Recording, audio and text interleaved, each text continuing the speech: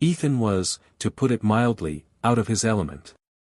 Virginia born and bred, he was more at home mending fences than navigating the manicured lawns of this exclusive California beach town. His trip was a fluke, a once-in-a-blue-moon splurge made possible by a lucky streak at a local poker game and a deeply discounted bus ticket. He'd always dreamed of seeing the Pacific, but the reality was a stark contrast to the sun-kissed images he'd conjured. Back home, life was a constant balancing act. His small farm barely scraped by, and every dollar was accounted for. He patched up his old truck more often than he drove it, and his wardrobe consisted primarily of well-worn flannels and faded jeans. But Ethan possessed something money couldn't buy, an unwavering moral compass. He'd been raised on the values of hard work, honesty, and helping those in need. It was these values that defined him, more than his empty pockets ever could. He found a certain beauty in the simplicity of his life, a satisfaction in the tangible results of his labor. Here, surrounded by ostentatious displays of wealth, he felt a strange disconnect. The air hummed with a frantic energy, a relentless pursuit of pleasure that seemed both exhausting and hollow. He couldn't shake the feeling that something vital was missing from this picture-perfect scene. The ocean, a shimmering expanse of blue, held a hidden danger that most seemed oblivious to. Ethan, however, noticed the subtle signs, the way the waves pulled back with unusual force in certain areas, the churning water that betrayed the presence of riptides. He'd grown up near a river, understanding its currents and moods, and this ocean felt unsettled. Adding to his unease was the atmosphere of the town itself. Laughter echoed from beachfront bars, expensive cars cruised down the streets, and designer-clad figures strolled along the sand, seemingly untouched by any real hardship. It was a world of appearances, where status was everything and genuine connection seemed rare. Ethan couldn't help but feel a pang of pity for these people, trapped in their gilded cages. He watched a group of teenagers laughing and splashing in the water, seemingly unaware of the potential danger lurking beneath the surface. A knot of worry tightened in his stomach. He wanted to warn them, but hesitated, feeling like an outsider, an unwelcome voice of caution in their carefree paradise. He just hoped that the ocean, in all its unpredictable power, wouldn't teach them a harsh lesson. The contrast between the carefree revelry and the ocean's potential for danger created a palpable tension, a sense that something was about to disrupt the carefully constructed facade of this wealthy enclave. Olivia Davenport, the sole heir to the Davenport fortune, was a whirlwind of contradictions. She lived a life of unparalleled privilege, surrounded by luxury and shielded from hardship. Yet, beneath the designer clothes and perfectly styled hair, simmered a rebellious spirit, chafing against the gilded cage her father had built for her. Mr. Davenport, a self-made billionaire, had meticulously planned Olivia's future, envisioning a life of prestigious universities, strategic marriages, and ultimately, the stewardship of his vast empire. But Olivia had other ideas. She craved authenticity, genuine experiences, and a life lived on her own terms. Today, that rebellion manifested as a defiant disregard for the posted warnings about the riptides. Her friends had cautioned her, reminding her of her father's strict rules about water safety, but Olivia waved them off with a careless laugh. She needed the freedom of the ocean, the feeling of the waves crashing against her skin, a momentary escape from the suffocating expectations that weighed her down. As she waded into the water, the sun glinting off the surface, she felt a surge of exhilaration. The ocean was her sanctuary, a place where she could be herself, even if only for a little while. She swam further out, ignoring the nagging voice of caution in the back of her mind, drawn by the deceptive allure of the open sea. The riptide, unseen and relentless, was waiting. One moment, Olivia was enjoying the cool embrace of the ocean, the next, panic seized her. The current, which had been a gentle tug, suddenly became a relentless force, pulling her further and further from the shore. She tried to swim back, but her strokes were useless against the powerful pull. Fear, cold and sharp, pierced through her carefree facade. From his vantage point on the beach, Ethan watched, his earlier unease solidifying into dread. He saw Olivia's frantic movements, the desperate flailing of her arms. He knew, with a certainty that cut through his hesitation, that she was in serious trouble. Without a second thought, he stripped off his worn t-shirt and plunged into the churning water. The cold shocked him, but he pushed forward, driven by a primal instinct to help. The riptide was a beast, its invisible tendrils pulling him sideways, threatening to drag him out to sea as well. He fought against the current, his muscles burning, his lungs screaming for air. He focused on Olivia, her terrified face a beacon in the turbulent water. He reached her, grabbing her arm, and began the arduous task of pulling her towards the shore, inch by agonizing inch. Each wave that crashed over them threatened to separate them, to drag them both under. Exhaustion clawed at him, but he refused to give in. He had to get her back. Collapsing onto the sand, Ethan and Olivia were a tangled mess of limbs and saltwater. They coughed and gasped for air, the taste of salt heavy on their tongues. Ethan, despite his own exhaustion, immediately turned his attention to Olivia. He checked her pulse, made sure she was breathing, and gently guided her into a recovery position. Years of living in a rural community had instilled in him a practical knowledge of basic first aid. Olivia, still reeling from the terror of the riptide, shivered uncontrollably. She mumbled a faint, "Thank you," her voice barely audible above the crashing waves. Part of her was genuinely grateful, but another part, the part accustomed to being rescued from every minor inconvenience by her father's vast resources, couldn't quite grasp the gravity of the situation. She was used to problems being solved with a phone call, a checkbook, or a carefully worded instruction. This felt different. "You okay?" Ethan asked, his voice hoarse. He wiped the seawater from his face, his gaze filled with concern. "Yeah, I'm fine," Olivia replied, a little too quickly. She brushed off his concern, more out of habit than genuine feeling.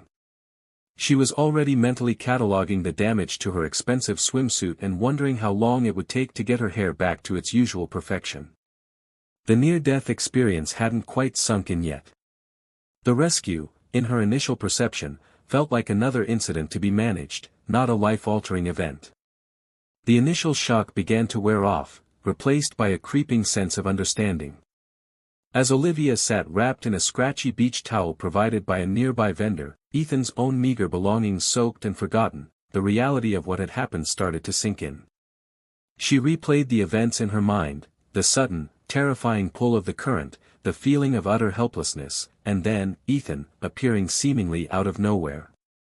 She looked at him, really looked at him, for the first time. His simple clothes, his worn hands, the genuine concern etched on his face, they were a stark contrast to the polished perfection she was used to seeing in her world. He wasn't trying to impress her, wasn't expecting anything in return.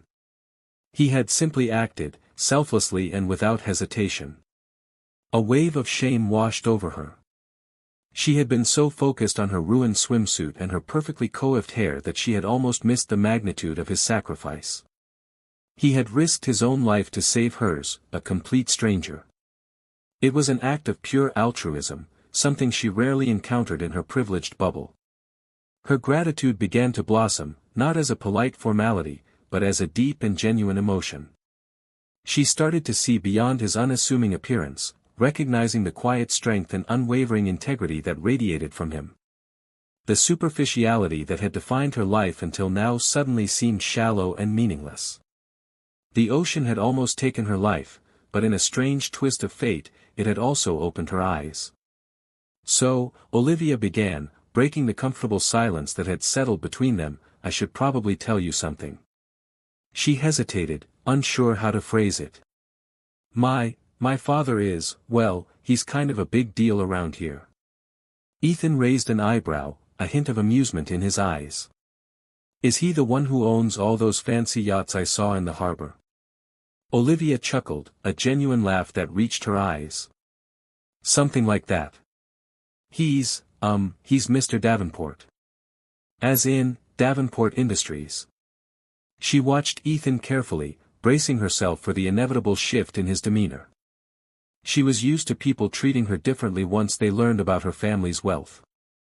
Some became fawning and obsequious, others resentful and envious. Ethan simply nodded. Davenport Industries. Makes sense. This whole town feels like it was built by someone with a lot of industry. He paused, then added with a shrug, doesn't change the fact that you almost drowned out there. Olivia stared at him, stunned. He wasn't impressed, wasn't intimidated, wasn't even particularly interested. He was treating her exactly the same as before, as a person, not as a walking, talking bank account. "You're not surprised?" she asked, a hint of disbelief in her voice. "Surprised you almost went swimming with the fishes?" "Yeah, a little," Ethan replied with a wry smile. "Surprised your dad's rich?" "Not really.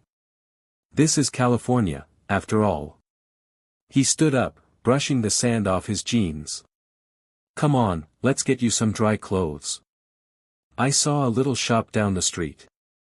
His unaffected response was more refreshing than the ocean breeze.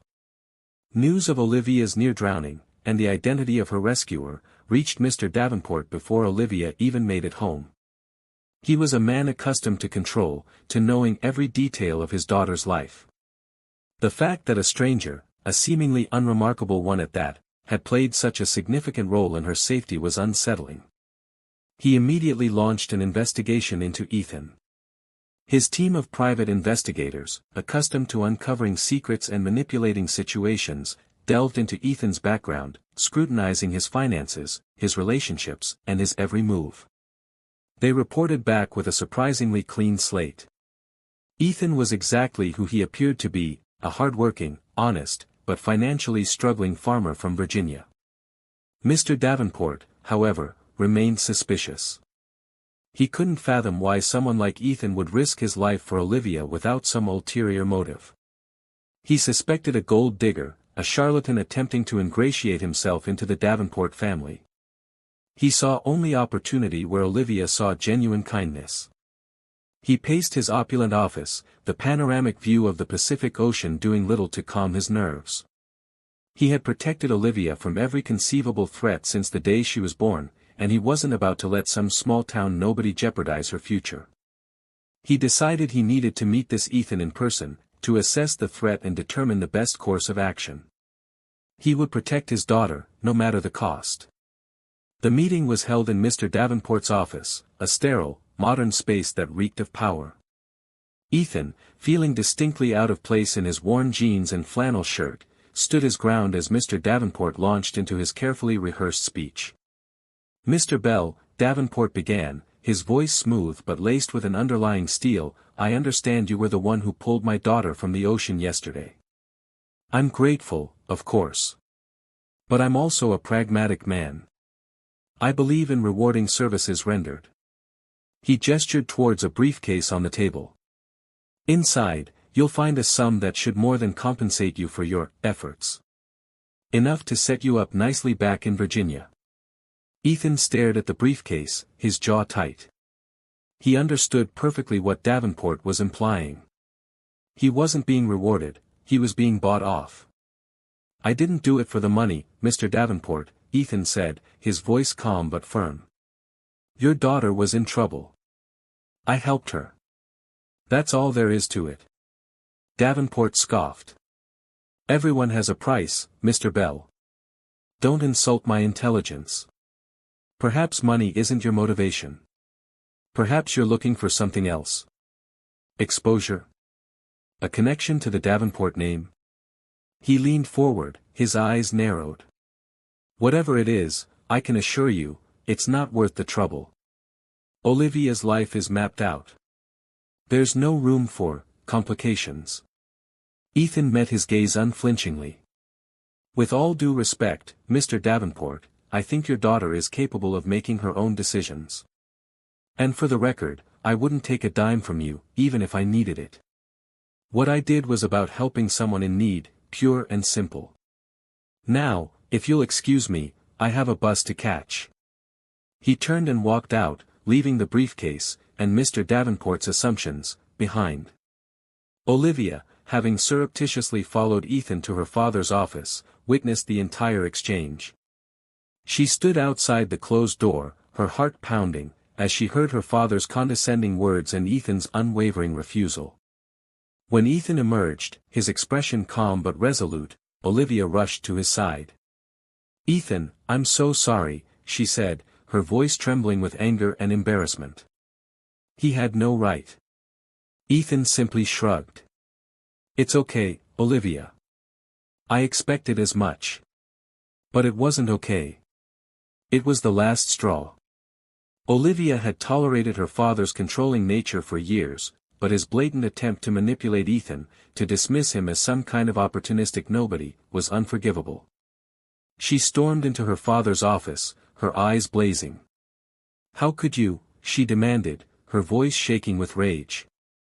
"How could you be so arrogant, so condescending? Ethan saved my life.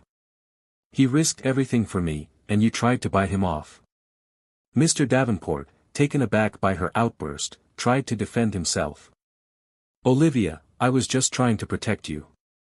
You don't understand these things." "No, Dad, you don't understand," Olivia retorted, her voice rising. "I'm tired of you trying to control every aspect of my life. I'm tired of you thinking you know what's best for me.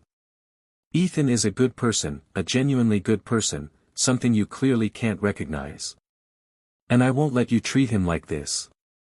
She turned and walked out, slamming the door behind her, finally choosing her own path over her father's carefully laid plans. With her father's disapproval hanging in the air, Olivia found herself drawn to Ethan even more.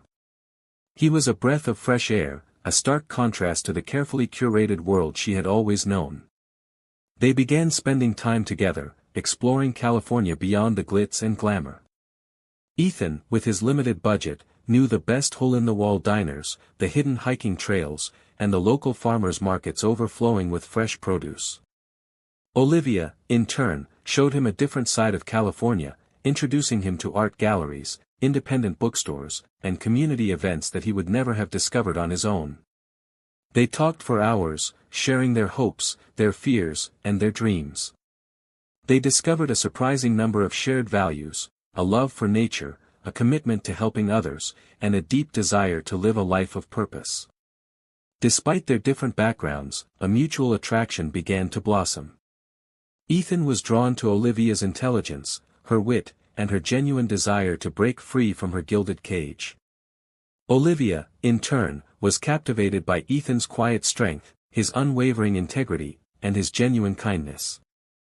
She found herself falling for the very qualities that her father had dismissed as insignificant. They were an unlikely pair, a Virginia farmer and a California heiress, but their connection was undeniable. As they explored California, they were also exploring each other, building a foundation of friendship and respect that transcended their different worlds. Their burgeoning romance, however, wasn't without its challenges. Olivia's social circle, accustomed to a certain level of wealth and status, couldn't quite understand her interest in Ethan. Snide remarks and subtle jabs became commonplace, creating a constant undercurrent of discomfort. Olivia found herself increasingly isolated from her friends, forced to choose between her old life and her newfound happiness. Mr. Davenport's disapproval remained a constant presence, a dark cloud looming over their relationship. He made his displeasure known at every opportunity, subtly reminding Olivia of her responsibilities, her future, and the expectations that came with her name. The pressure began to weigh on her, fueling her doubts and insecurities. Was she being selfish? Was she jeopardizing her future for a fleeting romance? Could a relationship between two people from such different worlds truly work? Ethan, sensing Olivia's internal conflict, began to question his own role in her life. He saw the strain the relationship was putting on her, the sacrifices she was making. He didn't want to be the reason she was unhappy, the cause of a rift between her and her family. He loved her, but he also loved her enough to let her go. He began to seriously consider returning to Virginia, believing that it was the best thing for both of them, even if it broke his heart.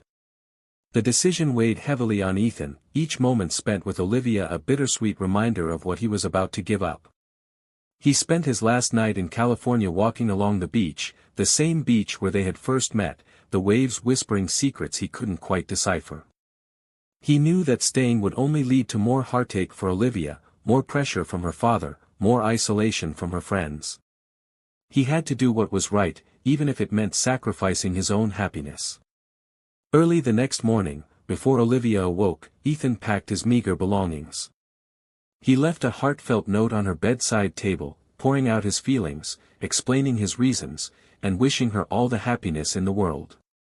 He told her that he would never forget her, that she had changed his life in ways he couldn't have imagined, but that he believed she deserved a life free from the complications he brought. He didn't ask her to understand, didn't ask her to forgive him. He simply asked her to remember him fondly. He slipped out of the house, the rising sun casting long shadows behind him, each step taking him further away from the woman he loved. He headed for the bus station, his heart heavy, his spirit broken, but his resolve firm. He was doing this for her, a final act of selflessness, a grand gesture of love disguised as a goodbye. Olivia awoke to an empty bed and a note that felt like a punch to the gut. As she read Ethan's words, the weight of her doubts and insecurities lifted, replaced by a stark and undeniable truth: she was deeply, genuinely in love with him. His selflessness, his integrity, his unwavering belief in her, these were the qualities she had been searching for her entire life, qualities that no amount of money or social status could ever buy. Suddenly, her father's expectations, her friends' judgments, and the gilded cage she had always known seemed utterly meaningless. She realized that she had been living a life defined by others, a life that had left her feeling empty and unfulfilled. Ethan had shown her what it meant to live authentically, to follow her heart, and to value genuine connection above all else. She knew she couldn't let him go. She couldn't let fear and doubt dictate her future.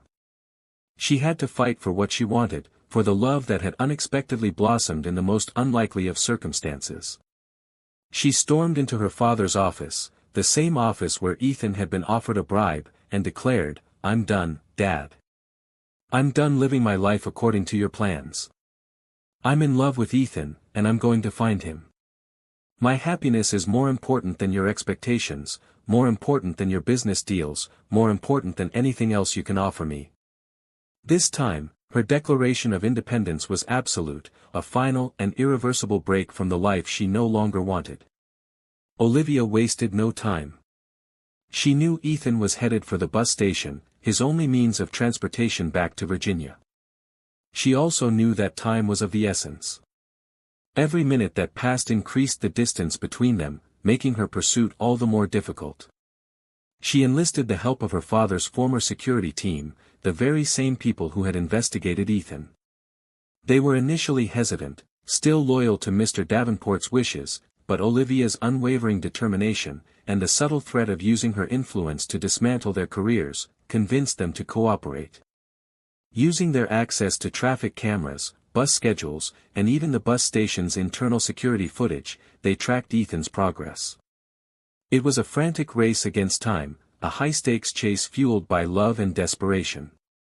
Olivia, accustomed to a life of luxury and convenience, found herself navigating crowded streets, questioning bus drivers, and even bribing a coffee vendor for information. The security team provided constant updates, their voices crackling through her phone. "He's at the Greyhound station. He's boarding the bus. The bus is leaving the station." Olivia's heart sank. She was too late. But then, a glimmer of hope. "The bus is experiencing mechanical difficulties. It's pulled over a few miles outside of town." This was her chance. Olivia jumped into her car, her foot pressing hard on the accelerator, determined to reach Ethan before he disappeared from her life forever. Olivia spotted the stranded bus on the side of the road, a plume of steam rising from its engine. Her heart leaped with hope. She pulled over, jumped out of the car, and scanned the faces of the passengers milling around outside. There he was, standing a little apart from the others, his gaze fixed on the distant horizon. He looked lost and forlorn, a stark contrast to the confident man who had rescued her from the ocean. "Ethan!" Olivia called out, her voice echoing across the highway. He turned, his eyes widening in disbelief. "Olivia? What are you doing here?" She rushed towards him, her voice filled with emotion. "I had to find you. I had to tell you." She paused, taking a deep breath. "I love you, Ethan. I love you more than anything in the world. And I can't let you leave." Ethan stared at her, stunned. "Olivia, I don't understand. I thought I was doing what was best for you." "You were wrong," Olivia said, her eyes shining with tears. "The best thing for me is to be with you. Money, status, my father's expectations, none of it matters. All that matters is you." She reached out and took his hand, her grip firm and unwavering. "Please, Ethan, stay. Stay with me. Let's build a life together, a life based on love, honesty, and genuine connection." She waited, her breath held captive, for his answer. Ethan looked into Olivia's eyes, seeing the unwavering love and determination reflected back at him. He knew, in that moment, that he couldn't leave her. He couldn't deny the connection they shared, the bond that had formed in the face of adversity. "I'll stay," he said, his voice filled with emotion. "I love you too, Olivia. More than you know." But there was still one hurdle to overcome, Mr. Davenport. Olivia knew that her father's blessing was essential for their happiness, even if she was now prepared to live without it. She arranged a meeting, a final showdown, determined to convince him that her love for Ethan was real and that their relationship was worth fighting for. To her surprise, Mr. Davenport was a changed man. He had seen the lengths Olivia was willing to go to for Ethan, the depth of her love and commitment. He had also reflected on his own life, realizing that his relentless pursuit of success had come at the expense of his daughter's happiness. He finally understood that money couldn't buy what Olivia had found with Ethan: genuine connection, unwavering support, and true love. He gave them his blessing, acknowledging that he had been wrong to try to control Olivia's life. Ethan and Olivia decided to build a life together, a life that bridged their different worlds. They would spend time in California and Virginia, embracing both the glitz and glamour of her upbringing and the simple joys of his rural life. They would create a life based on their shared values, a life filled with love, laughter, and purpose. Years later, Ethan and Olivia stood hand in hand, overlooking the rolling hills of Virginia. Their lives were a tapestry woven from two vastly different worlds, a testament to the power of love to overcome social barriers. Olivia had embraced Ethan's community, using her wealth and resources to support local farmers, improve infrastructure, and establish educational programs. Ethan's farm, once struggling to survive, had become a thriving hub for sustainable agriculture, providing fresh produce to local markets and employing members of the community. Mr. Davenport, now a frequent visitor to Virginia, had become a staunch supporter of their efforts, recognizing the genuine good they were doing. He had even established a foundation dedicated to bridging the gap between urban and rural communities, inspired by Ethan and Olivia's example.